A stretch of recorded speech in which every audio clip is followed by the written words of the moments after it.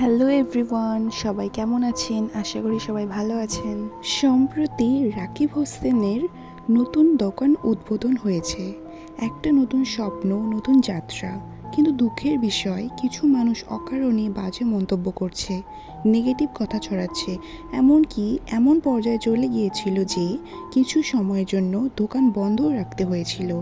এটা সত্যিই কষ্টদায়ক। যারা এই অপপ্রচার চালিয়েছেন তাদের একটা কথা মনে রাখা উচিত, কারো পরিশ্রম আর স্বপ্ন নিয়ে খেলার অধিকার কারো নেই।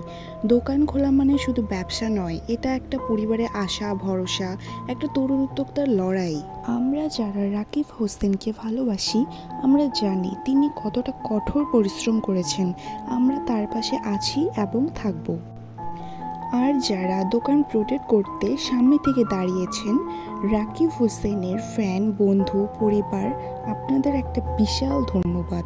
আপনাদের সাহস, ভালোবাসা আর ঐক্যের জন্যই তারা এত বিশৃঙ্খলা সৃষ্টি করতে পারেনি। তার জন্য আপনাদেরকে অসংখ্য ধন্যবাদ।